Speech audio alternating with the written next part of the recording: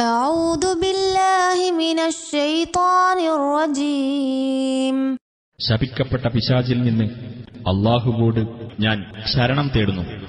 والله خلقكم ثم يتوفاكم ومنكم من يرد إلى أرذل العمر لكي لا يعلم بعد علم شيئا إن الله عليم قدير.